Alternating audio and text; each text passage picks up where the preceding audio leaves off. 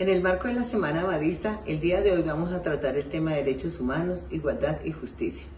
La pandemia del COVID-19, que ya llevamos 6 meses en confinamiento, afectó gravemente la plena vigencia de los derechos humanos de la población en virtud de los serios riesgos para la vida, para la salud, para la integridad personal. Las medidas decretadas por el gobierno nacional y las entidades territoriales para afrontarlas restringen las libertades y los derechos en la población colombiana. Hablar de igualdad es muy difícil, tendremos que hablar de desigualdad caracterizada por las profundas brechas económicas, sociales, de pobreza extrema, en la cual constituyen un problema transversal, diría yo, para el respeto a los derechos humanos. No podemos hablar en términos de igualdad, tenemos que hablar de desigualdad. En todas las brechas sociales que existen, hasta en nuestro propio colegio, vean el trato con las mujeres, para la justicia, no hay justicia, no hay equidad de justicia, todo está presente en el flagelo con la corrupción, la impunidad. Es muy difícil en estas épocas de pandemia hablar de justicia, igualdad y derechos humanos.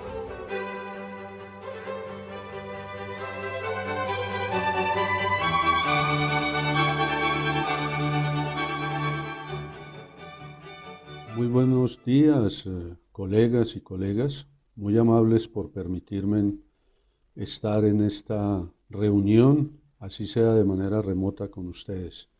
Soy Celio Nieves Herrera, educador de toda la vida y actualmente concejal de la ciudad. Para hablar de este tema de la coyuntura, si se regresa o no a las aulas, me voy a valer de una expresión dejada en los últimos días por nuestro buen amigo, el maestro de maestros, Abel Rodríguez Céspedes. Abro comillas. La educación es un derecho fundamental que es inherente a la naturaleza humana y porque es esencial para la existencia de la persona. En consecuencia de ello, la educación es sin lugar a dudas el principal medio para propiciar el acceso al conocimiento y a la formación del ser humano. Es evidente que el retorno a las aulas se vuelve problemático en la actual situación que vive la ciudad, el país y en el mundo. Voy a ofrecer unos datos para que tengamos la complejidad de lo que se puede o no hacer. Hay una planta de docentes distritales, administrativos, más docentes directivos, más docentes orientadores y funcionarios administrativos, que sumados cada uno de ellos totalizan aproximadamente en Bogotá, en el marco del sistema educativo bogotano, en lo que corresponde al manejo de la administración por parte de la Secretaría de Educación, a una población aproximada de 830.000 personas distribuidas de la siguiente manera: entre administrativos, docentes directivos, docentes de aula y docentes orientadores, un total de 36.338 personas, que sumados a los estudiantes matriculados a agosto 31 del año 2020, que son 794.282, esa población de manera conjunta y sumada asciende aproximadamente, repito, a 830.000 personas. Esa población educativa, de comunidad educativa en general, es superior a muchas de las capitales de los departamentos de la geografía colombiana. Es una población superior a lo que tiene Cúcuta, Villavicencio, Bucaramanga, Ibagué, Armenia, Tunja y muchas otras. Y para ellas hay unas exigencias bastante rigurosas para que se pueda desarrollar la actividad, entre comillas, normal en medio de la pandemia en que nos encontramos. Entonces, eso debe tenerse en cuenta, así sea como lo dice el gobierno nacional y el gobierno distrital, que el retorno a esas aulas es de manera alternada. Y eso significa que van a estar ocupando lugares de la ciudad, transporte, ciclorrutas, andenes, y se pueden generar aglomeraciones innecesarias, en tanto que de manera alternada podrían estar todos los días de regreso a las aulas aproximadamente entre 280.000 y 300.000 personas, que dependen de la educación de Bogotá. Por eso, vuelvo a repetirlo, es muy difícil que se regrese a las aulas porque no hay la debida bioseguridad ni los protocolos en cumplimiento con rigurosidad de lo que se debe hacer o no se debe hacer.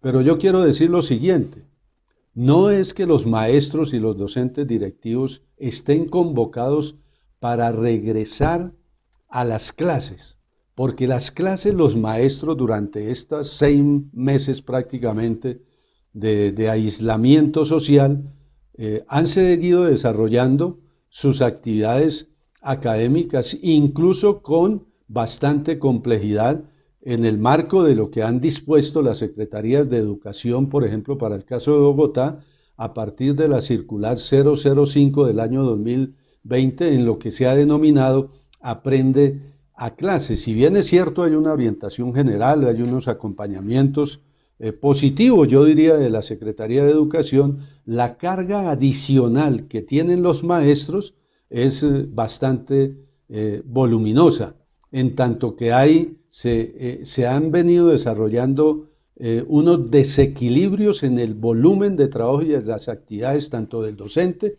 como de las familias en el marco de las actividades académicas que han venido realizando desde sus casas.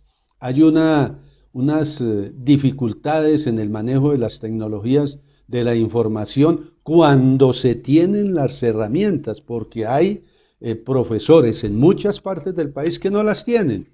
Y por supuesto los estudiantes tampoco, porque hay dificultades también en materia de conectividad y de dispositivos para garantizar el tranquilo desarrollo de las actividades educativas. Y se han venido generando unas dificultades de tipo emocional en algunos estudiantes y en otros componentes de las familias, que implica que no se pueda desarrollar de manera regular y con mucha certeza las actividades académicas regulares. Esto hay que manifestarlo porque no es una actividad fácil, pero en el marco de la responsabilidad de los maestros y de su profesionalismo, la han venido desarrollando de la mejor manera. Y el otro punto a tener en cuenta es que efectivamente docentes directivos, estudiantes de distintas edades, trabajadores de los servicios de aseo y de vigilancia, sí en estos tiempos también se les ha confirmado el contagio, que puede ser cada día mayor. Y lo otro es que definitivamente hay unos colegios y escuelas donde difícilmente se puede garantizar la bioseguridad si es que los estudiantes, los padres de familia, los profesores toman la decisión de ese retorno a las clases. La Secretaría de Educación tiene como un calendario de emergencia entre septiembre, octubre y noviembre y diciembre, en el marco de unos pilotajes para mirar si es posible o no el retorno a las clases. Pero yo quiero decir lo siguiente: esos pilotajes se van a realizar seguramente al finales de octubre y en noviembre. Y en noviembre ya prácticamente estamos en la finalización del año escolar. Entonces yo me pregunto, ¿para qué vamos a hacer pilotajes para culminar el año escolar? es mejor que estemos cada día evaluando qué está pasando en el contagio, en los fallecimientos en Bogotá y cómo vamos organizando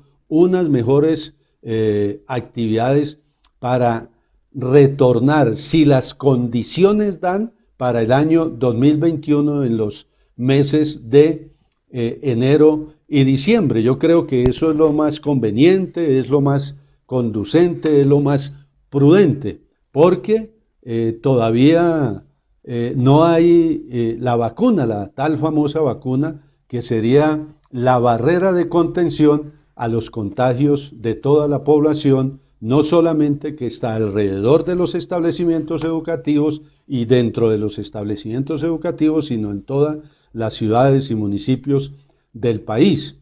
Yo manifiesto esto porque no es fácil garantizar la protección con unos elementos de bioseguridad diaria y cotidianamente, más allá del tapabocas, más allá del gel, más allá del agua y el jabón, que tendrían que realizarlo los mismos maestros. Y entonces uno lo que tiene que preguntarse es, en el marco de lo que dice la UNESCO y la Organización Internacional del Trabajo, es que hay que apoyar a los docentes y a los docentes directivos para facilitar la vuelta a la escuela, pero en un escenario seguro y de alta responsabilidad. Y entonces habrá que tenerse en cuenta, entre otros asuntos, lo siguiente, es que hay un impacto psicológico, socioemocional de la pandemia en todos los alumnos, los docentes y el personal de apoyo a la educación. Y eso tiene que discutirse, tratarse y trabajarse. Igualmente, es fundamental que los docentes y el personal de apoyo a la educación reciban una capacitación y una preparación profesional adecuada para facilitar el regreso a la escuela. Es que no estamos en una situación cualquiera,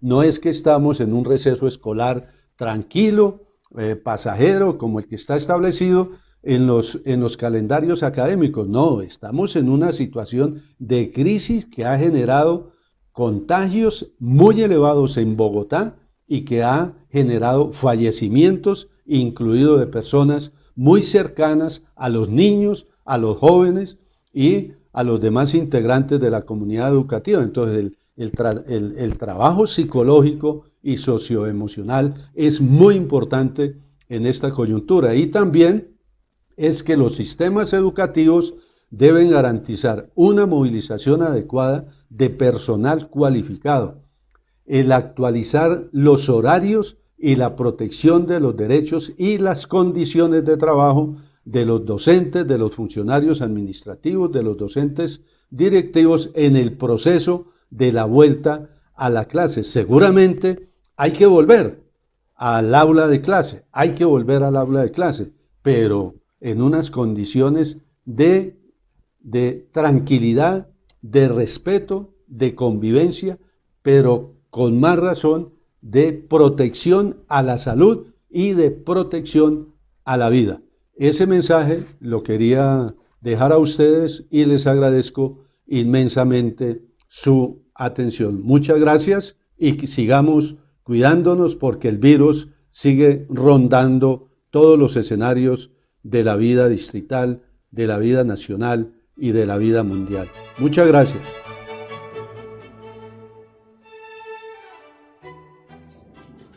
Pues la verdad no estoy de acuerdo que los niños pues vuelvan al colegio, pues porque la verdad se van a exponer más a virus y pues van a compartir con más niños y pues aquí en la casa están mejor y pues como ya llevamos más de medio año pues enseñándoles aquí en la casa, pues los trabajos pues yo creo que no se nos va a dificultar ahorita ya yo creo que 2 meses ya terminar con ellos así. Y pues la verdad por el miedo de que ellos se enfermen o un contagio o así, pues la verdad a mi hijo no lo mandaría al colegio pues hasta que no pase todo, no estaría más tranquila.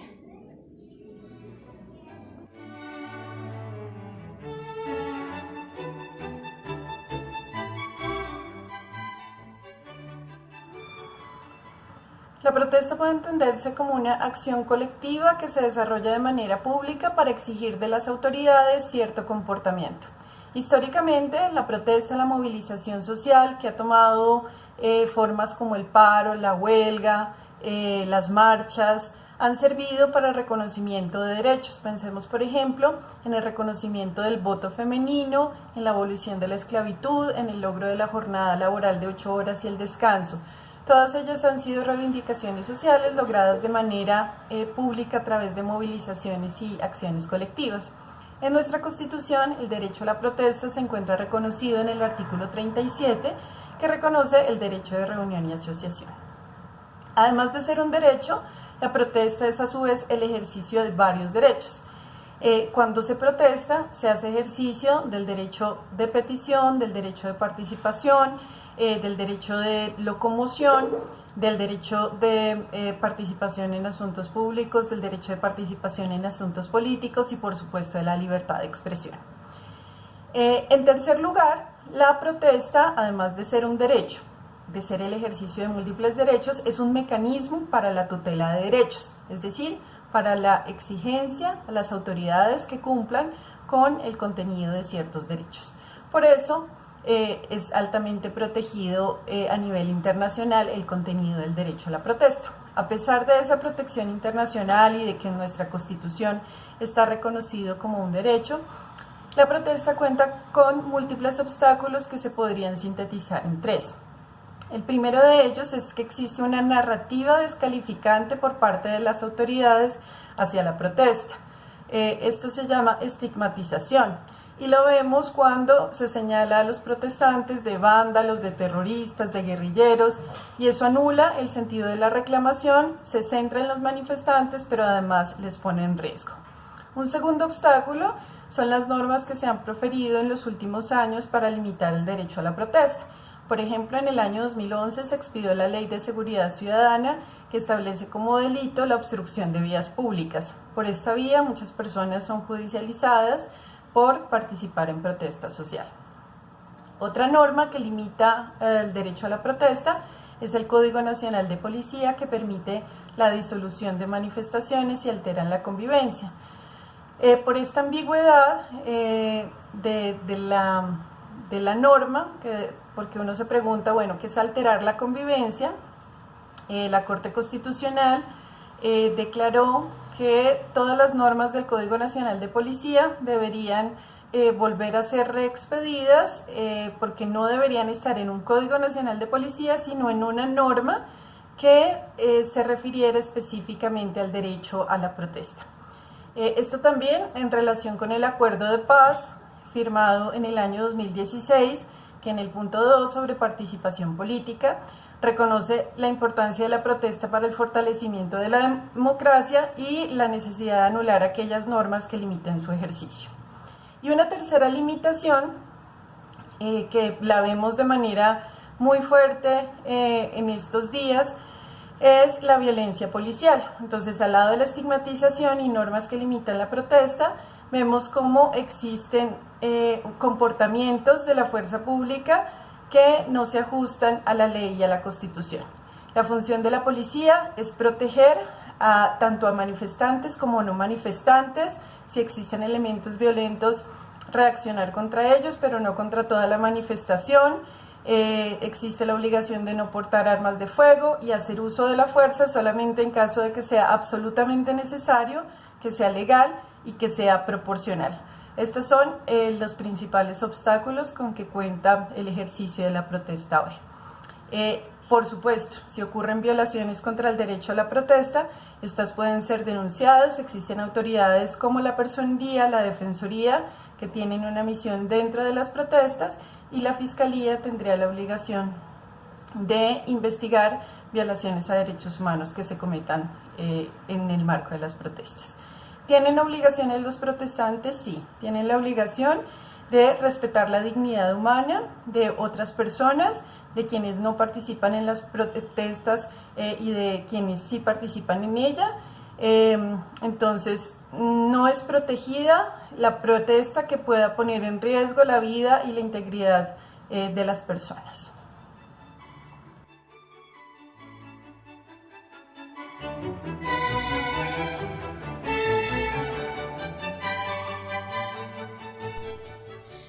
Buenas tardes, mi nombre es Michael Andrés Sánchez Quintero, del grado 501, y mi respuesta es: yo pienso que los derechos humanos son importantes para nuestro aprendizaje en el desarrollo como seres humanos, para aprender cómo relacionarnos en nuestro entorno, tanto como en la escuela, como en el hogar y en la sociedad. Esto nos da conceptos para tener una opinión propia, tanto política como económica. Los derechos humanos nos brindan la capacidad de interactuar con los demás y aprender de ellos. En este tiempo de pandemia nos han servido para defender a las personas más necesitadas en nuestro país y en el mundo. Bueno, eso fue todo. Gracias por su atención. Que tengan una linda y hermosa tarde.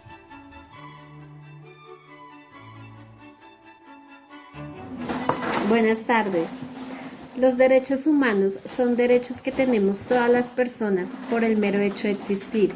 Respetarlos permite crear las condiciones indispensables para que los seres humanos vivamos dignamente en un entorno de libertad, de expresión y de conciencia a la educación, a la vivienda, a la participación política o de acceso a la información.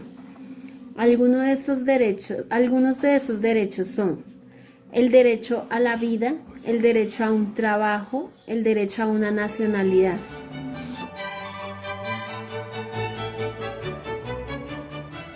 Buenas tardes, profe. Mi nombre es Gledys Cáceres. Mi opinión sobre los derechos humanos es que todos deberíamos de ser conscientes que todos somos iguales, que merecemos respeto, que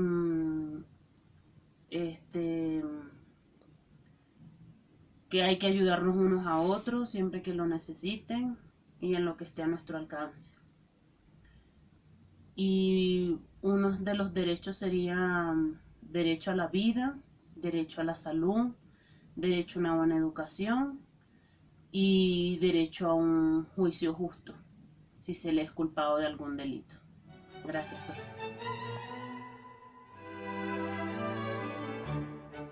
Buenas tardes, mi nombre es Alexandra Castiblanco, pertenezco al grado 401. Uno de los aprendizajes que hemos tenido en esta cuarentena es a valorar el esfuerzo y la creatividad que han tenido nuestros maestros para enseñarles a nuestros hijos. Una de las debilidades que tenemos como padres y estudiantes es que no todos tenemos la misma posibilidad de tener las herramientas para desarrollar nuestras actividades y entregarlas a tiempo. Una fortaleza es que en esta cuarentena hemos aprendido a compartir en familia. En el caso de algunos padres hemos tenido más tiempo de calidad con nuestros hijos, a entenderlos y saber cuáles son sus gustos y qué es lo que más les interesa a ellos hacer.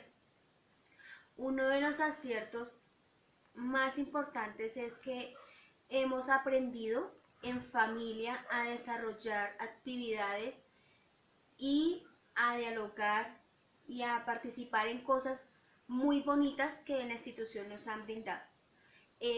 No siendo más, les agradezco a todos los maestros por todo su apoyo y comprensión que han tenido hasta ahora con nosotros. Dios los bendiga.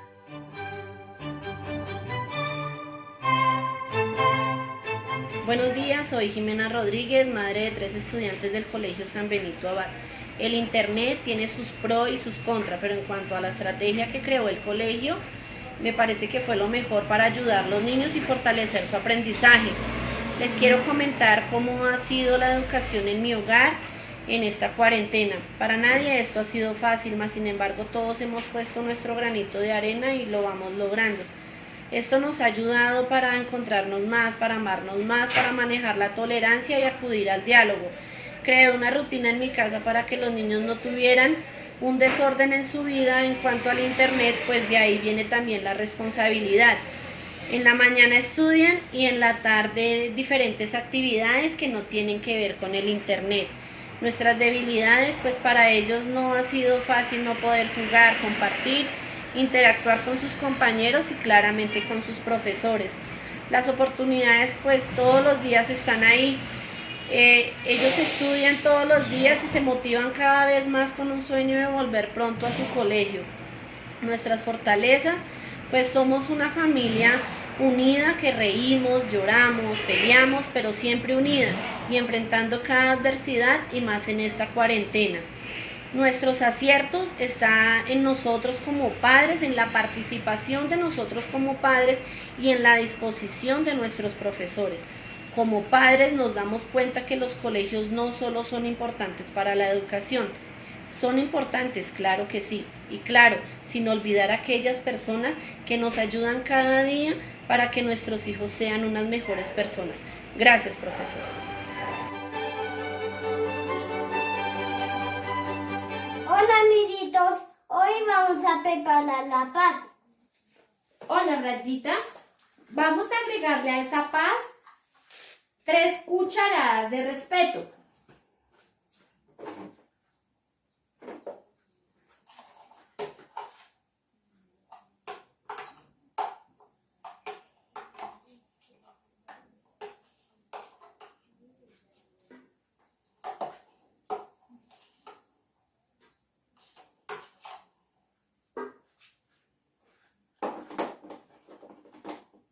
Un litro de tolerancia.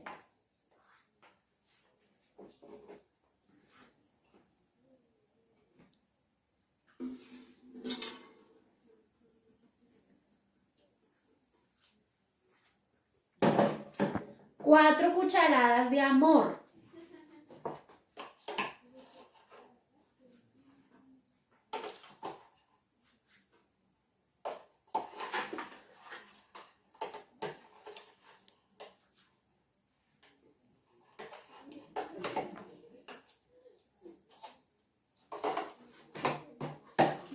Dos cucharadas de compromiso.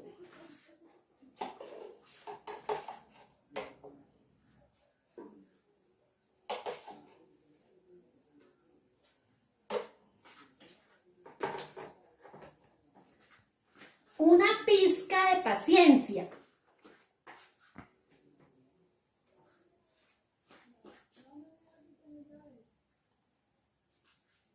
Y un poquito de solidaridad.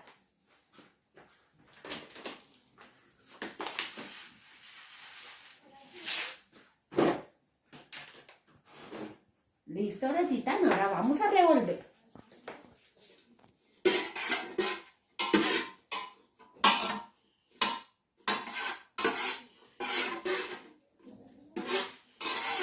Listo, ¿y ahora qué has preparado en ese recipiente?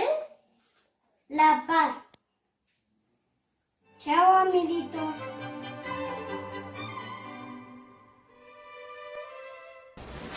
En general, desde las ciencias sociales y las humanidades, es necesario abordar los sucesos actuales de crisis que enfrenta el mundo, producto de la pandemia.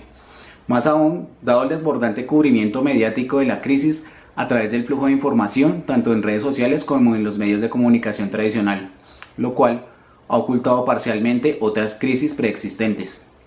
En este orden de ideas, las conclusiones, que aunque parciales, tienen que ver con aspectos fundamentales, como lo es a nivel de los derechos humanos, en su pleno disfrute y ejercicio, entendidos estos como las opciones que tiene la persona para desarrollarse en el marco de la dignidad.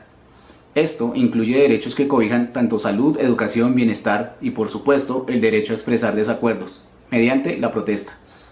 Al respecto, recientemente se han logrado avances significativos en la protección de derechos fundamentales para todos los ciudadanos, dado los continuos y sistemáticos atropellos por parte de algunos agentes estatales hacia la ciudadanía, a través de un reciente fallo de la Corte Suprema de Justicia y en relación a estas conductas sistemáticamente ilegítimas en relación a un desproporcionado uso de la fuerza, diferentes ejercicios de violencia y la estigmatización, así como el uso de armas ilegales, tratos crueles y degradantes, tanto como las detenciones arbitrarias, tortura y mutilación, lo cual constituye un flagrante hecho de contravía hacia los derechos humanos, agresiones frente a la libertad de expresión e información, entre otros.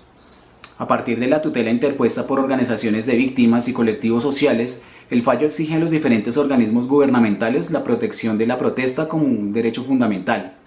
La difusión de esta sentencia y compele a las autoridades policiales a abstenerse de incurrir en estas conductas irregulares, como en el caso del SMAT. Por otro lado, exige al Ministerio de Defensa pedir perdón públicamente por los abusos precisamente de la fuerza pública. Igualmente, obliga al Gobierno Nacional a expedir acto administrativo donde se ordena a servidores públicos a abstenerse de estigmatizar a la protesta social. Igualmente, la instauración de mesas de trabajo con organizaciones civiles para la reestructuración en las directrices del uso de la fuerza, en el caso del SMAT, mecanismos de represión que tengan que ver con derechos fundamentales, la creación de un estatuto de protección de la protesta, por ejemplo, la abolición del uso de escopetas calibre 12, como en el caso lamentable de su utilización con el caso de Dylan Cruz.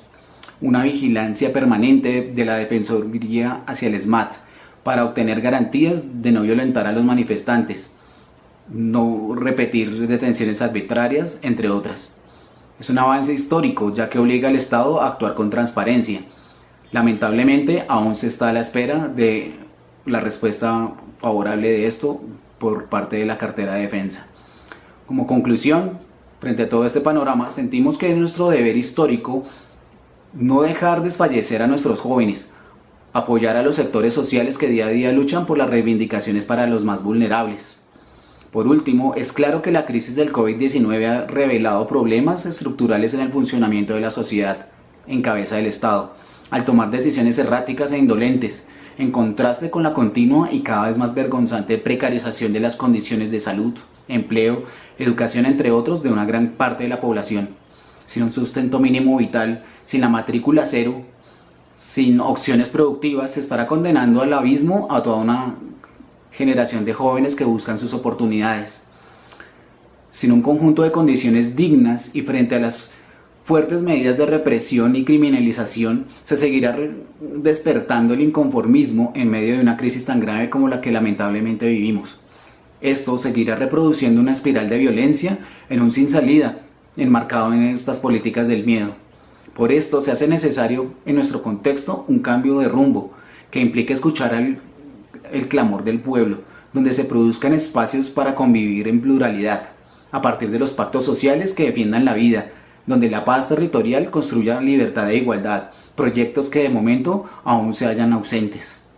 Por último, avanzar en garantías para el ciudadano sería consolidar un Estado social de derecho, una tarea aún por recorrer.